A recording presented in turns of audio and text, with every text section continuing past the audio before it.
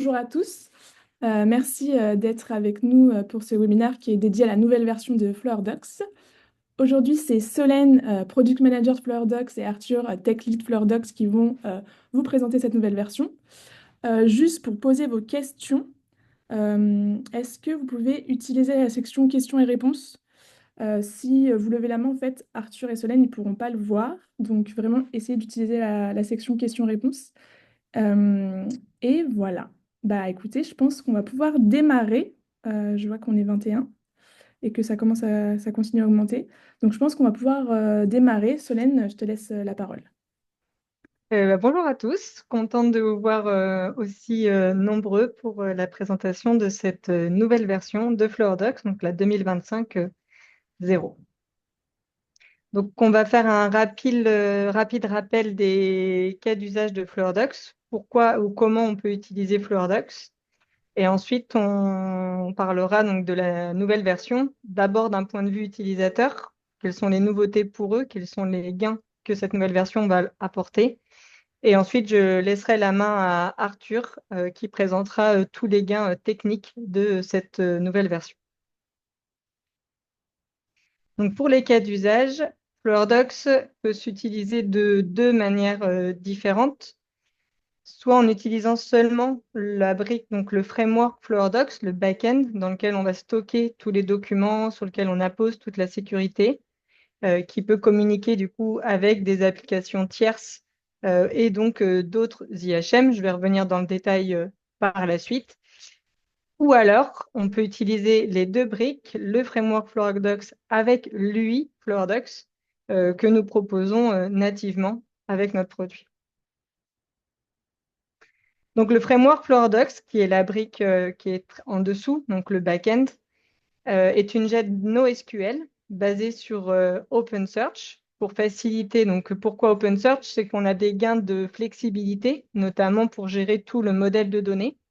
Et on a aussi des gains de performance en utilisant un modèle NoSQL, donc avec des recherches plus rapides et donc une restitution des résultats plus efficaces pour vos utilisateurs. Donc voilà, donc ça c'est donc la partie, enfin c'est le NoSQL. Ensuite c'est un framework qui est scalable, donc FleurDocs est scalable horizontalement. Qu'est-ce que ça veut dire? Ça veut dire qu'aujourd'hui, quand FleurDocs est installé sur une machine, quand tout a été mis en place aussi d'un point de vue architecture, et qu'il y a un pic de charge, soit impromptu, soit connu, mais en tout cas un pic de charge qui est temporaire, alors les machines vont pouvoir se dupliquer les unes à côté des autres et FleurDocs va continuer de fonctionner tout en permettant aux utilisateurs de ne pas avoir de dégradation de performance. Donc vraiment là, le gain de la scalabilité, c'est ça, c'est de pouvoir absorber des pics d'activité. Et une fois que ces pics d'activité sont résorbés, alors on revient au nombre de machines initiales, ce qui permet une exploitation facilitée tout en permettant un usage optimum pour les utilisateurs, quelle que soit l'activité du moment. FleurDocs Framework, c'est aussi une brique qui est multi-tenant. Donc, qu'est-ce que le multi-tenant? C'est qu'en fait, on va pouvoir avoir qu'une seule plateforme FleurDocs sur lequel on peut mettre plusieurs métiers qui sont totalement isolés les uns des autres. Donc, les cas d'usage du multi-tenant, c'est que par exemple, vous avez une plateforme avec du métier RH ou un métier médical, etc., et que les documents doivent vraiment être cloisonnés les uns des autres. Bah, vous n'êtes pas obligé de créer plusieurs plateformes FleurDocs à exploiter, à maintenir, pour réaliser les montées de version. On n'a qu'une seule plateforme. Mais sur cette plateforme, les métiers sont silotés. Donc, avec FleurDocs, c'est dans les scopes pour pouvoir répondre donc, à cette notion d'isolement tout en n'ayant qu'une seule plateforme. Donc, voilà ce qu'est le multi-tenant. Et donc, comment on accède à tous ces documents qui sont stockés donc, dans OpenSearch avec tout ce dont je viens de parler, puisque du coup, là, dans ce cas-là, on n'a pas d'IHM utilisateur, d'UI utilisateur, puisqu'en fait, le choix dans quel cas on va utiliser un framework FleurDocs, c'est quand, par exemple, on a déjà une interface utilisateur qui existe et pour lequel on voulait seulement changer de backend, ou alors quand on a plein d'applications métiers qui peuvent utiliser les documents présents dans FleurDocs, mais on ne voulait pas changer le fonctionnement de nos utilisateurs. Et donc, pour faire ça, donc c'est que les documents sont stockés, mais il faut quand même qu'ils soient accessibles, ou les tâches ou les traitements. Et donc pour faire ça, on propose avec FlowerDocs une large bibliothèque de web services REST qui permet d'accéder à toutes les informations stockées de manière simple. Et donc vraiment, l'API REST représente toutes les actions qu'il est déjà possible de faire avec lui, FlowerDocs, mais directement par vous-même. Donc ça va de la création du document au traitement des tâches, à l'application d'une sécurité particulière. Enfin voilà, on peut vraiment tout faire avec la bibliothèque des web services REST. Dernier point, donc ce framework FlowerDocs est disponible, on peut l'installer soit en SaaS, donc un SaaS que vous mettez en place vous-même et qu'après vous allez opérer pour différents de vos clients. Ou alors vous pouvez aussi faire le choix d'utiliser le SaaS opéré par Arandor avec FlowerDocs dessus. Les deux fonctionnent. Et enfin, malgré qu'on propose le SaaS qui est de plus en plus sollicité en ce moment, mais c'est encore possible d'utiliser FlowerDocs on-prem, de l'installer sur vos machines, d'être utilisé pour garder toute la gouvernance et la sécurité de vos données. Donc, dans quel cas, donc on a certains clients qui utilisent déjà FlowerDocs juste avec le framework. Donc notamment un client qui l'utilise pour stocker leurs documents et les données bancaires. Et donc, tous les documents sont stockés dans FlowerDocs, mais ils sont accessibles via d'autres outils du système d'information pour pouvoir les afficher, interagir avec, etc. Donc, ça permet une conversion jusqu'à aujourd'hui. Donc, c'est en production. Ça permet un stockage sécurisé. Donc, toute la conservation est fiable. Ce qui est obligatoire en ce moment, que ce soit sur les documents ou les données bancaires, il n'y a vraiment plus le choix dans le monde d'aujourd'hui. Le projet s'est fait de manière rapide. L'intégration a été assez transparente avec tous les web services et facile à mettre en œuvre. Et maintenant, du coup, tous les échanges de données se font de manière optimisée et sécurisée. Et surtout, toutes les données sont centralisées au sein d'une même GED, qui est FlowerDocs, qui permet une exploitation plus facile pour notre client. Donc voilà pour la brique framework FlowerDocs qui peut être utilisée encore une fois seule si vous avez déjà des systèmes, des interfaces utilisateurs pour afficher ou interagir avec votre fond documentaire. Donc l'autre brique qui est couplée avec le framework, c'est l'UI FlowerDocs. Donc là, le cas, pourquoi des clients veulent avoir les deux, c'est que des fois, ils ont effectivement d'autres outils dans leur système d'information, mais qui sont vraiment dédiés à un métier donné, à un usage donné, et donc ils ne peuvent pas gérer aussi la partie GED. Ça, c'est un des cas de figure. Et tout le monde ne veut pas forcément développer sa propre interface utilisateur. Donc nous, on en propose une nativement, dans FlowerDocs, qui est réalisée par l'équipe UX/UI designer du Xopian pour avoir une interface utilisateur très intuitive. C'est facile de la prendre en main. Les utilisateurs n'ont pas besoin d'avoir 3 à 4 heures de formation pour commencer à savoir comment créer un document, traiter leurs tâches, savoir le travail qu'ils doivent réaliser. L'interface est très intuitive. Elle permet à la fois de gérer les documents, mais aussi les workflows, donc les processus métiers qu'ils doivent réaliser. On gère aussi le classement dans les dossiers pour avoir un affichage optimisé des documents. Un des plus de l'UI FlowerDocs, c'est l'intégration avec la visionneuse, c'est le fait que la visionneuse Arrender soit intégrée directement dans notre interface utilisateur. Et ça permet une consultation optimisée des documents. Puisque pour pouvoir consulter le document, on n'est pas obligé de le télécharger pour l'afficher ou pour interagir avec. On n'est pas obligé de le télécharger, ajouter des choses et ensuite le réuploader. On a vraiment les documents qui sont affichés à côté des formulaires d'indexation ou de traitement. Et on va pouvoir à la fois voir le contenu et travailler, ce qui permet en un coup d'œil de savoir si la donnée elle est bonne pour prendre une décision, etc. Donc c'est vraiment un gros plus de cette interface utilisateur. Et enfin, l'UI permet, grâce à des mécanismes d'intégration par les intégrateurs, d'interagir avec votre système d'information suite à des actions utilisateurs. Je m'explique. Un des cas d'usage, par exemple, qu'on rencontre de plus en plus, c'est que c'est que FlowerDocs est interfacé avec des portails web que vous mettez à disposition de vos clients, adhérents ou assurés pour pouvoir pour pouvoir vous envoyer des demandes. Et de plus en plus, on souhaite que les personnes qui ont envoyé les demandes sachent où ça en est. Et directement, est-ce que ma demande elle a été prise en compte? Est-ce qu'elle est en cours de traitement? Est-ce qu'il y a un blocage? Donc jusqu'ici, ils vous appelaient. Mais maintenant, avec les portails web, on a envie qu'ils aient le statut de la demande à un moment T directement en se connectant à l'espace personnel. Et bien, grâce à ces interactions, c'est possible. Et donc, on est capable, avec FloorDocs et les portails, d'échanger dès qu'il y a une action de vos utilisateurs pour pouvoir indiquer où en est la demande de vos utilisateurs à vos utilisateurs. Voilà, donc ça, c'est vraiment un des plus de notre interface utilisateur FloorDocs. Donc aujourd'hui, elle est utilisée par beaucoup d'entre vous ici présents ou de nos utilisateurs globalement. Donc, c'est utilisé pour, par exemple, de la GED immobilière qui permet de stocker et de consulter tous les documents à la fois d'un point de vue de la copropriété ou d'un point de vue des immeubles. On peut avoir différentes vues, par exemple, selon les cas d'usage. C'est aussi utilisé dans le cas de la gestion du courrier pour des mutuelles, pour gérer toutes les demandes de devis, les demandes de souscription de contrat ou encore les demandes de remboursement. Du coup, les courriers arrivent dans FleurDocs et ensuite, ils sont traités. Et une fois traités, ça va déclencher des traitements métiers donc, dans d'autres applicatifs ou au sein de FleurDocs.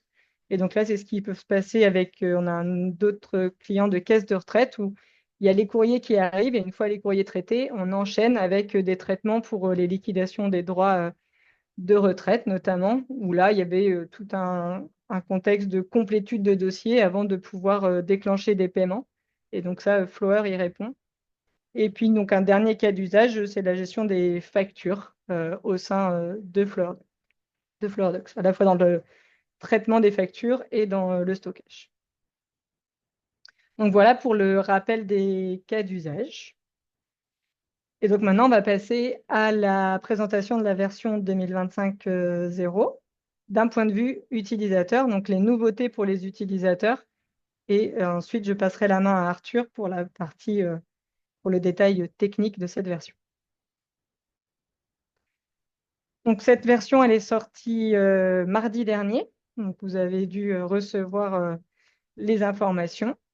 On a travaillé sur 5 axes principaux pour cette version. La robustesse, on continue euh, de mettre des efforts sur donc s'assurer qu'on vous propose un produit sans faille. En amont, on va détecter les failles de sécurité qu'il est possible, les corriger et du coup s'assurer qu'on propose un produit sans aucune faille de sécurité.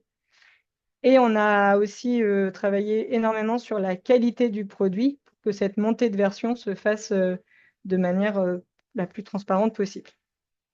On a travaillé sur les performances pour proposer à vos utilisateurs une application encore plus performante dans la restitution des documents ou dans la recherche. Et ensuite, on a aussi travaillé sur, une des choses qui nous a beaucoup apporté dans cette version, c'était de s'assurer que le produit qu'on proposait était 100% utilisé. C'est-à-dire que toutes les fonctionnalités du produit sont utilisées. Ça pour deux raisons. Pour éviter d'avoir des fonctionnalités qui ne servent pas, mais qui malgré tout sont embarquées dans le projet et donc doivent être maintenues, ce qui peut complexiter des montées de version notamment. Et aussi, ça diminue l'intuitivité du produit, puisque si on a des fonctionnalités qu'on n'utilise pas et que c'est présent, ça alourdit les écrans et ça peut poser des questions à nos utilisateurs. Donc nous, on a travaillé sur ce point-là, on a étudié toutes les fonctionnalités proposées pour supprimer celles qui ne servaient pas. Et ça nous permet du coup de proposer un produit plus intuitif qui reste maintenable facilement et voilà. Et diminuer le coût des projets lors des montées de version. Donc on va commencer par la robustesse et la sécurité. Donc ce qu'il faut savoir, c'est que depuis la version 2.7 de FloorDocs, toutes les versions majeures sont pen-testées. Donc ça veut dire qu'il y a des tests d'intrusion. Pour ça, on missionne un prestataire externe. Donc, cette année, ça a été SysDream pour la 2025. Et donc, ce prestataire externe réalise différents tests d'intrusion de notre plateforme. Donc, en boîte noire, c'est-à-dire qu'il ne connaît pas du tout FloorDocs ni notre architecture et il va essayer de pénétrer dans l'application pour récupérer des données ou les supprimer ou les corrompre. Donc, il n'a pas réussi. Voilà. Donc, la boîte noire est très sécurisée et donc, c'est une très bonne chose. Et ensuite, il a fait un autre test qui s'appelle le test boîte grise, où là, on connaît l'applicatif, on connaît l'architecture, mais il va essayer de bypasser ses droits, de se donner des droits supplémentaires ou de corrompre des données d'une manière ou d'une autre, ou bien d'exporter des données auxquelles il n'avait pas accès. Et donc, ça n'a pas non plus fonctionné. FloorDocs a été validé par SysDream comme un applicatif fiable sur lequel on peut se fier pour stocker ces données et ces documents de manière sécurisée. Si certains d'entre vous ont besoin du certificat d'approbation de SysDream montrant que notre produit est sécurisé, on peut le fournir, parce que du coup, on a la validation. Et pour ça, il faut seulement nous écrire à l'adresse support que vous voyez à l'écran et qui vous sera communiquée. Et on se fera un plaisir de vous fournir ce certificat de pentest. Les performances, donc on a souhaité travailler sur les performances. Donc en fait, on a on a deux axes dessus. C'est d'abord dans chaque version majeure ou mineure de s'assurer que les performances ne sont pas dégradées par rapport à la version précédente, parce que sinon c'est un très mauvais ressenti utilisateur. Et là, on a été encore plus loin pour la 2025-0, puisqu'on a amélioré les performances pour proposer une expérience utilisateur encore plus fluide. Et je ne vais pas aller plus loin dans le détail de ce qu'on a fait et des gains obtenus, puisque Arthur vous le présentera par la suite. Une autre des nouveautés, donc, c'est la montée de version de la visionneuse à render au sein de FloorDocs. Donc, on est passé en version 2023-4 aujourd'hui. Ça nous a permis de bénéficier du renforcement de la sécurité. Donc voilà, toujours par rapport avec le pentest de tout à l'heure, on s'est assuré en montant de version qu'on n'avait plus de failles ou qu'on n'avait pas de susceptibles failles. Et ça permet aussi à nos utilisateurs de bénéficier de nouvelles fonctionnalités à render que je vais vous présenter de ce pas. Alors, je me suis déconnectée, donc je vais me reconnecter.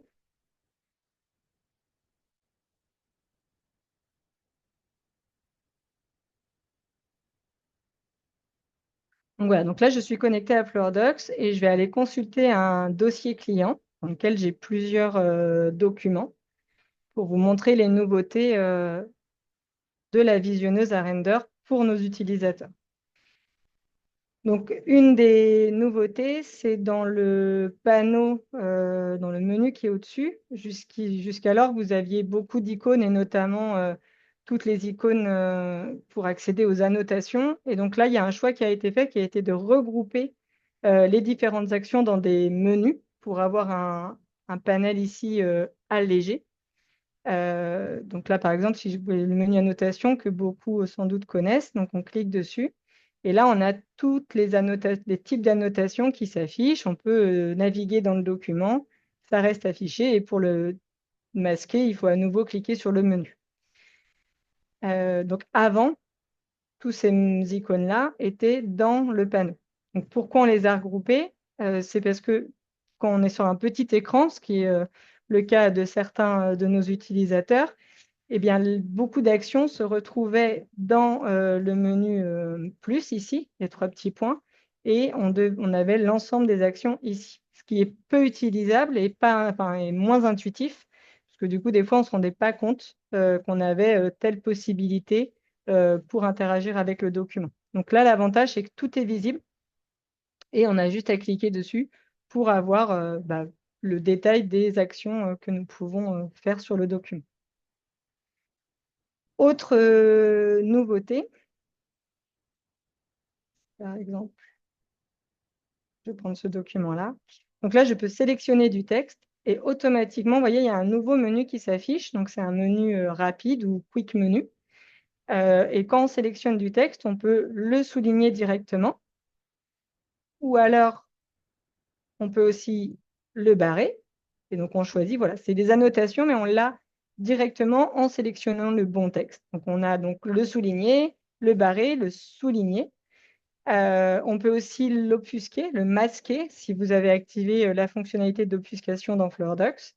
Et on peut copier le texte pour pouvoir récupérer la donnée sélectionnée et soit la coller dans les formulaires à côté ou encore dans d'autres applicatifs que vous pourriez avoir d'ouvert en parallèle. Donc voilà pour la partie annotation et quick menu. Et ensuite, on a aussi une nouveauté dans la navigation au niveau des vignettes, ici. Donc, c'est un panel qui est souvent utilisé pour que vous vous rendiez compte de tous les documents qui sont affichés au sein de la visionneuse.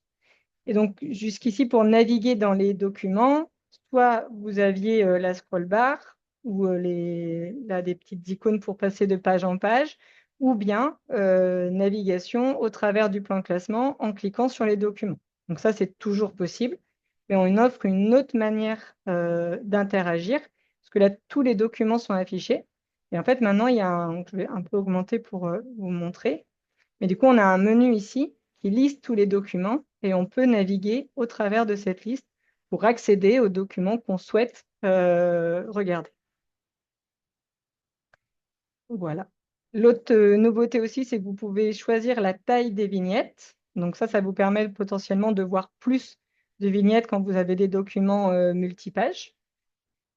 Ou encore, ici, vous pouvez choisir de ficher toutes les pages dans les vignettes, ou seulement la première page, ou seulement le titre. Donc ça va vraiment dépendre du choix des utilisateurs dans leurs usages et dans leurs préférences de travail. Donc voilà pour les nouveautés de la visionneuse. Donc il y en a d'autres. Là, c'était pour nous les principales pour vos utilisateurs. C'est pourquoi on a voulu les montrer.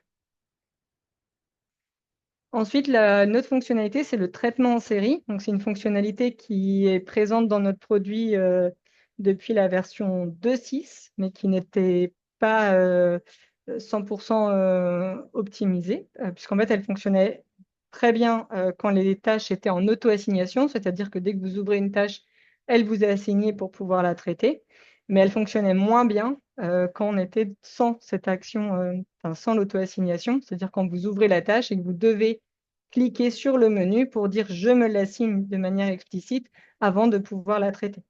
Donc maintenant, tout ça, ça fonctionne bien. Et donc, je vais aussi vous faire une démonstration de l'usage de cette fonctionnalité, parce que je pense qu'elle peut vraiment vous apporter. Donc maintenant, je vais aller dans tous les courriers. Donc, cette fonctionnalité du traitement en série, elle est, pour l'activer, il faut faire appel aux intégrateurs. C'est un script qu'il faut activer sur le scope. Par défaut, le traitement en série prend le tri de la liste, du tableau que vous affichez. Donc là, si par exemple j'avais laissé le traitement en série par défaut, eh bien, j'aurais traité tous mes courriers les uns à la suite des autres. Mais on peut surcharger, donc on peut changer ce fonctionnement par défaut et demander un autre, un fonctionnement qui pourrait être plus intéressant pour vos utilisateurs. Et là, dans mon cas de figure et dans la démonstration que je vais faire, j'ai changé le fonctionnement par défaut et j'ai demandé à ce que j'enchaîne le traitement des courriers d'un même type. Donc là, par exemple, vous voyez que j'ai des factures clients ou des factures fournisseurs. Et en fait, le paramétrage que j'ai fait, je dis, je vais ouvrir, je prends le type de courrier de mon premier courrier que je vais ouvrir, donc là, la facture client, et je vais enchaîner le traitement de toutes les factures clients présentes dans mon menu. Ça permet, par exemple, de rester focus sur une même activité et d'éviter d'à chaque fois se dire, ah bah tiens, maintenant je suis là-dessus, il faut que je fasse ça, ça. C'est des micro-temps perdus, mais ça reste du temps perdu. Et donc là, d'enchaîner toujours une même activité, eh bien, ça permet de rester, d'être plus efficace. Donc, je vais commencer la démo. Donc là, j'ouvre la première facture client. Donc, quand le script, enfin, quand la fonctionnalité est activée, c'est visible ici. Donc, on a le passer automatiquement au suivant qui est activé, puis on a le bouton suivant. Si les utilisateurs n'ont pas envie de passer au suivant, parce que dans un cas particulier, ils ne veulent pas rentrer dans une session de travail, alors ils désactivent ici, et là, ils vont fonctionner comme s'il n'y avait pas le traitement en série. Donc là, j'ai ouvert mon courrier. Normalement, je suis censée le traiter. Puis en fait, en regardant le contenu, je me dis, bah non, je ne peux pas le traiter pour X raisons. Et donc là, je vais faire suivant et je vais passer directement à la prochaine facture client sans avoir eu besoin de cliquer sur annuler, de revenir sur ma bannette où il y avait tous mes courriers et de me dire lequel je vais prendre. Là, j'enchaîne les traitements et donc ça fait un gain de temps pour l'utilisateur. Donc là, par exemple, je vais ajouter un commentaire. Voilà. Je vais sauvegarder parce que je ne vais pas encore le traiter. Et à nouveau, je vais passer à la facture client. Je ne sais pas si vous vous souvenez, tout à l'heure, dans mon tableau, j'avais deux factures clients, une facture fournisseur et ensuite une facture client. Et bien là, la facture fournisseur, je ne la vois pas puisque j'ai paramétré comme devant enchaîner un même type de courrier. Donc là, en l'occurrence, facture client. Et donc là, je vais finir par exemple mon traitement en traitant mon courrier. Comme ça, vous allez pouvoir voir tout le fonctionnement, enfin toutes les possibilités de traitement. Donc, par exemple, là, j'ajoute une réponse. Je vais traiter mon courrier. Donc là, je m'indique que je vais terminer mon traitement et oui, je veux le faire. Et donc là, vu que je n'avais plus de facture client dans ma bannette, ma session s'arrête et je reviens sur mon tableau de résultats pour prendre une nouvelle activité. Donc voilà pour la démonstration du traitement en série qui peut être vraiment un gain. Donc là, aujourd'hui, je vous l'ai montré sur des tâches. Ça peut être applicable sur de l'indexation de documents au travers des recherches de documents. Vous pouvez l'activer sur une des recherches ou un des menus et ne pas l'activer sur les autres. Tout ça, c'est paramétrable. Alors ensuite, on a les versions qui ont aussi été fortement améliorées suite à des retours utilisateurs. Donc les versions, c'est une fonctionnalité qui est apparue en 2.6 aussi. Et donc, on a eu plusieurs retours comme quoi c'était difficile de différencier la version de travail avec les versions passées. Au premier coup d'œil, à chaque fois, il fallait se poser la question de où est-ce qu'on était, dans quel contexte on était. Et l'autre retour que nous avons eu de nos utilisateurs, c'est qu'en fait, les actions qu'il était possible de faire sur les versions, et bien, en fait, à chaque fois, il fallait revenir sur l'historique ou la traçabilité du document pour pouvoir faire ces actions. Donc, en fait, il fallait ouvrir la version, voir que c'était la bonne, et ensuite revenir sur l'historique pour pouvoir faire les actions, ce qui n'est pas ou peu intuitif. Et donc, on a revu tout le fonctionnement des versions suite à ces retours. Et c'est ce que je vais vous montrer dès maintenant. Donc, je vais passer sur la recherche de documents. Donc, je vais ouvrir un document pour lequel j'ai créé des versions. Donc, c'est toujours accessible depuis le menu suivi, donc l'historique. Donc là, on a l'ensemble de la traçabilité. On voit que j'ai déjà des petits icônes bleues pour toutes mes versions passées. Et si je veux vraiment le focus sur les versions, je clique sur le menu version. Et donc là, on voit que j'ai ma version de travail qui reste avec l'icône verte et un seul document. Et maintenant, les versions sont en icône bleue avec un petit V pour indiquer que c'est une version. Donc, dans ce cas-là, ça permet de mieux différencier la version de travail des versions passées, et même pour les personnes, même au niveau de l'accessibilité, puisque du coup, l'icône diffère. Ensuite, si j'ouvre une nouvelle version, que je consulte une nouvelle version, celle-ci, maintenant, elle s'affiche dans un nouvel onglet. Donc aujourd'hui, elle s'affichait sur au-dessus du document qu'on avait ouvert. Et donc, du coup, ça pouvait générer des incompréhensions dans où est-ce qu'on est, dans quel contexte on est, et on pourrait se perdre un petit peu. Donc là, maintenant, on ouvre un second onglet. Et l'autre avantage à ça, c'est que je peux ouvrir plusieurs versions. Donc là, si je veux ouvrir la version 02, et ben, je les ouvre et j'ai toutes mes versions ouvertes les unes à côté des autres.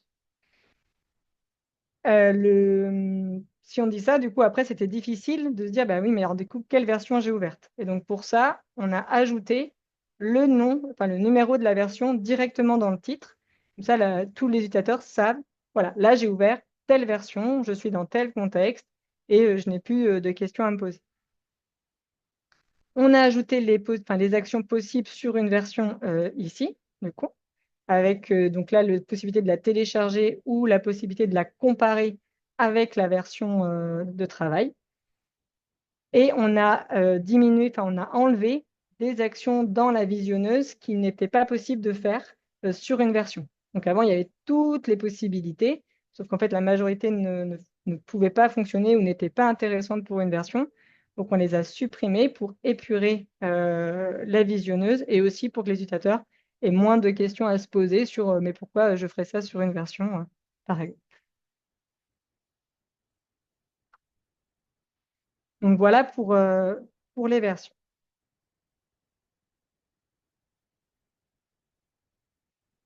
Ensuite, une autre optimisation qui a été réalisée, c'est sur l'indexation de contenu pour la recherche plein texte. Donc, c'est récupérer le texte des documents textuels envoyés dans FloorDocs. Et donc, jusqu'ici, on utilisait la librairie Apache Tika, qui est une librairie open source, gratuite. Sauf que cette librairie présentait une limitation qui était quand même majeure. On était limité à 100 000 caractères extraits, ce qui représente à peu près 40 pages. Donc, ça ne représente pas la majorité des documents envoyés dans FloorDocs, mais on a une partie des documents qui vont au-delà de 40 pages ou qui ont beaucoup plus de caractères et pour lesquels nos utilisateurs avaient besoin d'extraire tout le texte. Et donc, pour ça, on a changé le fonctionnement. Donc, on n'utilise plus la librairie Apache Tika et on s'est tourné vers les services de rendition d'Arrender, donc qui est la visionneuse intégrée dans FloorDocs, et du coup, qui propose aussi un service d'extraction de texte. Et donc, on l'utilise maintenant, ce qui nous a permis à aujourd'hui dans nos tests, pardon, d'extraire avec succès, là où on a été jusqu'à 5 millions de caractères. On n'a pas poussé plus loin pour le moment, mais voilà. Donc, on a vraiment augmenté le nombre de caractères qu'il est possible d'extraire. Et on s'est aussi aperçu qu'en passant par le service d'Arrender rendition, eh bien, on avait un gain de performance de cette extraction.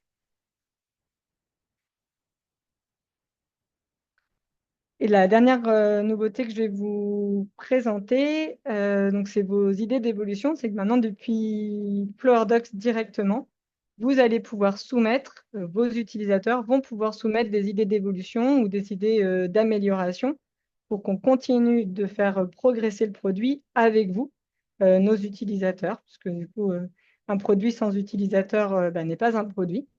Donc là, on a vraiment, on souhaitait donner la main à nos utilisateurs pour nous proposer des idées, pour faciliter leur travail quotidien, euh, pour interagir avec eux. Donc jusqu'à aujourd'hui, on proposait les Vie ma vie ou des sondages.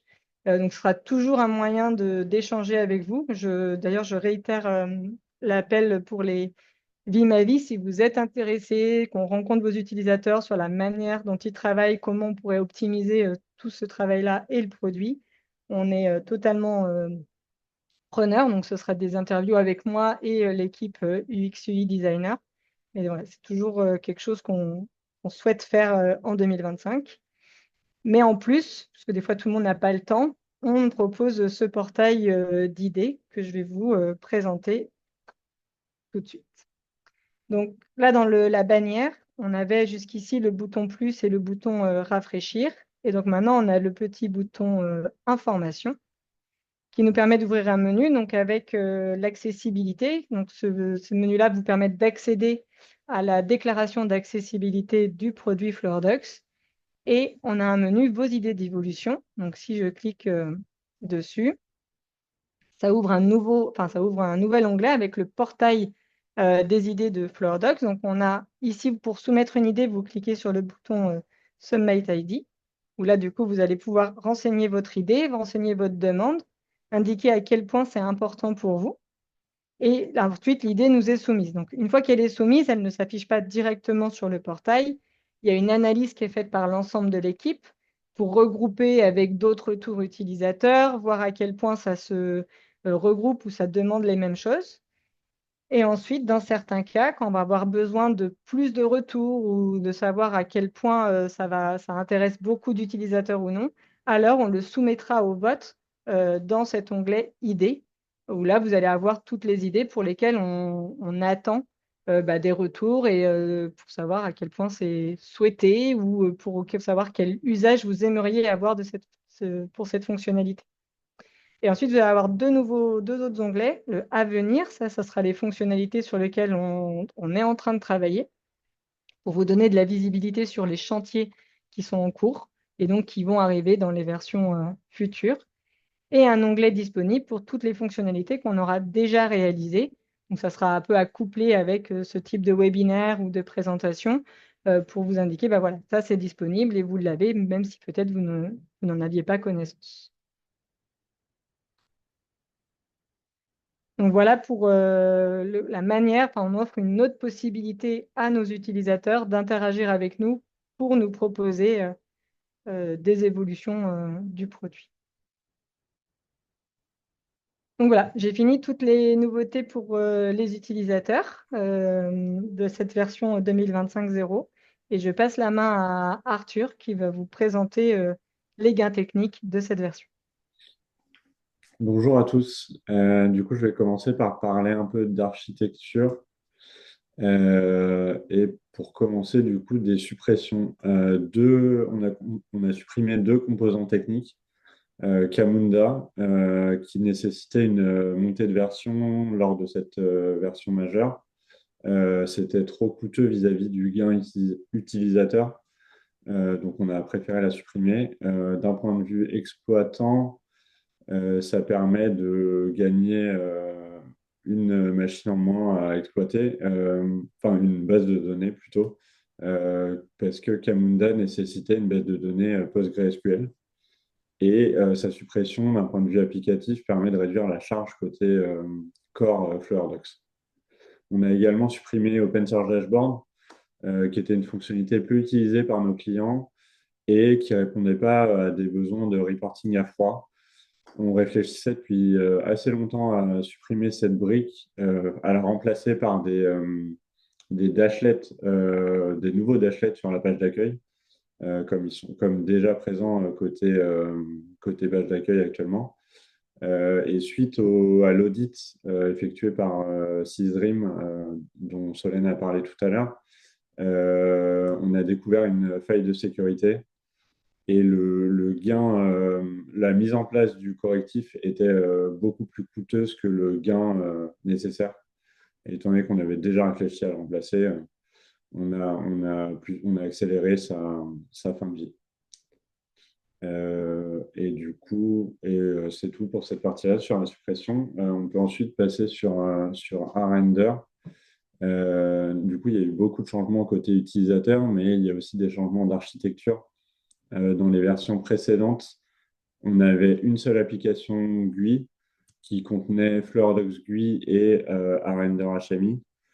Maintenant, on est revenu sur un nouveau standard d'intégration à Render qui est du coup d'avoir une application dédiée et ça a plusieurs avantages. Ça permet de décorréler les versions. Donc, la mise en place de correctifs est bien plus simple car elle ne nécessite pas une intégration FlowRDocs à chaque fois.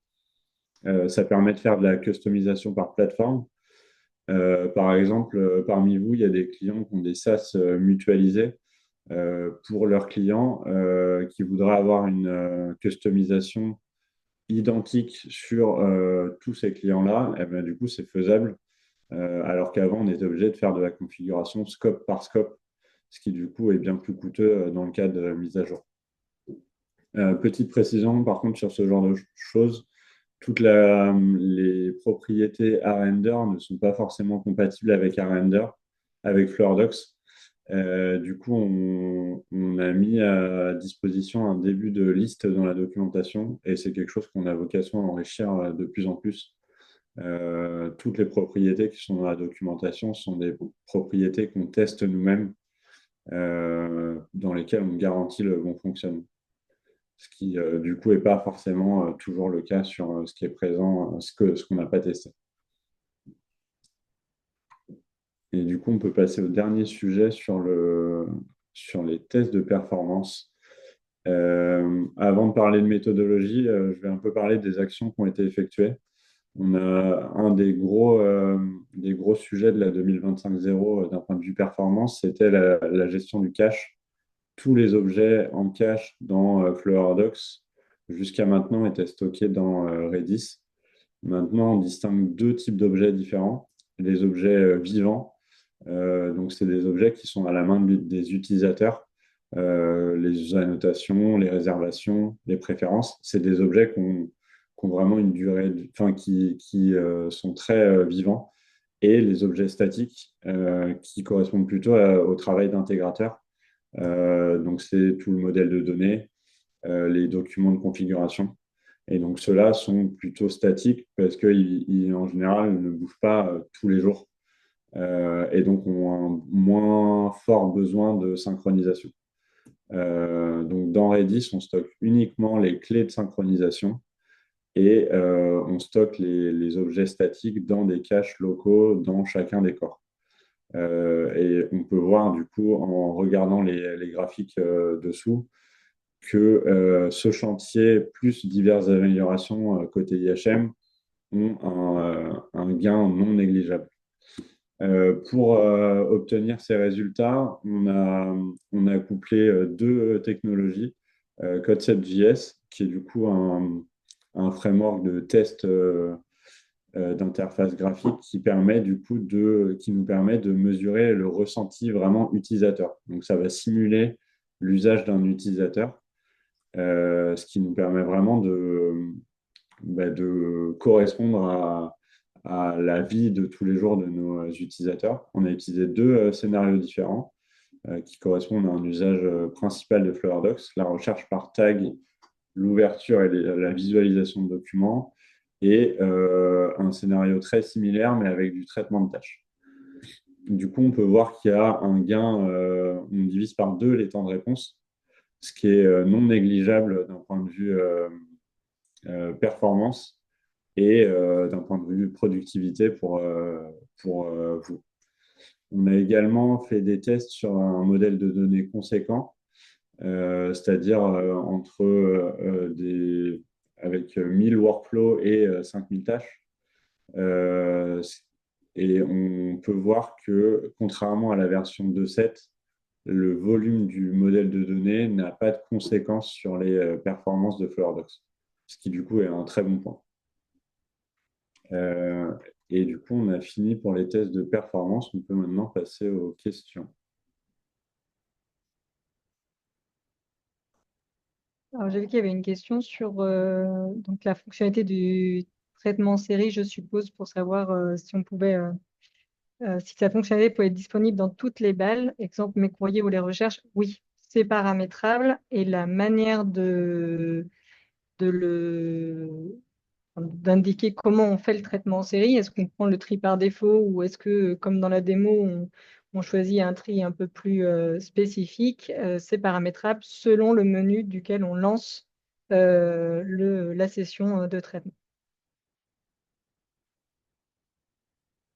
La prochaine question, c'est pour l'affichage des versions. J'ai vu qu'il n'y avait pas encore la respiration. Est-il prévu de l'ajouter? Oui, c'est bien prévu d'ajouter ça dans la version qui arrive, donc la 2025.1.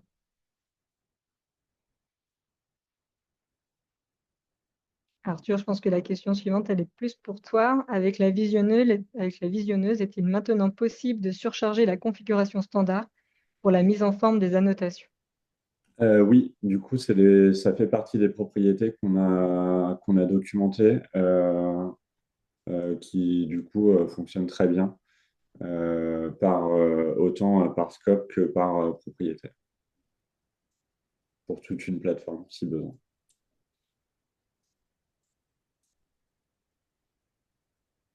Je ne sais pas s'il y a d'autres questions. Je n'en vois pas d'autres. Est-ce qu'un nouveau moteur de workflow pour les tâches courriers est prévu dans la feuille de route du produit? Alors, il y a un nouveau moteur de workflow. En fait, FlowerDocs propose déjà un moteur de workflow qui est eProcess. Et on peut aussi répondre à cette fonctionnalité de workflow grâce aux Operation Handler et aux tâches et processus. Donc aujourd'hui, on a prévu de consolider, d'améliorer toute cette partie-là pour vous proposer les mêmes gains qu'avec un moteur de workflow type Camunda, mais tout en étant 100% sous notre responsabilité et nos compétences.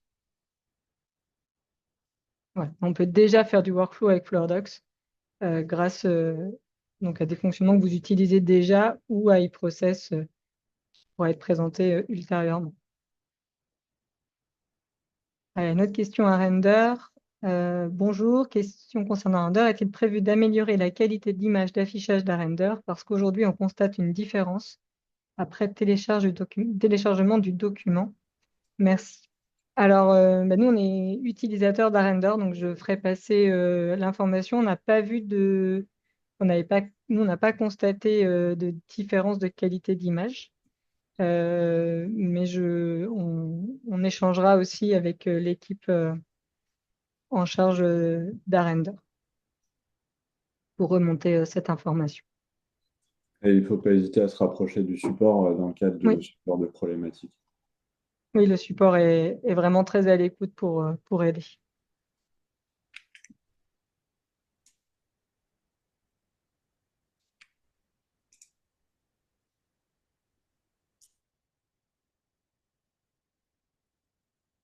Il y a d'autres questions?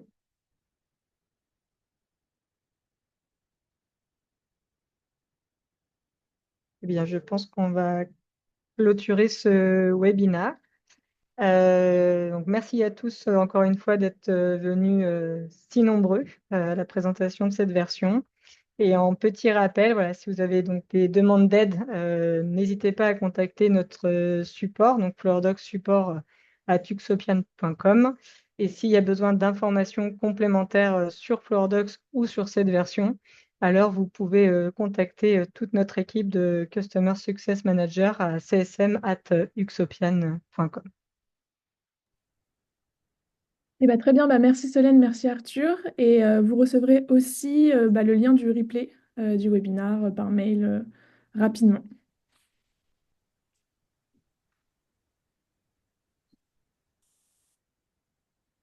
Merci à tous.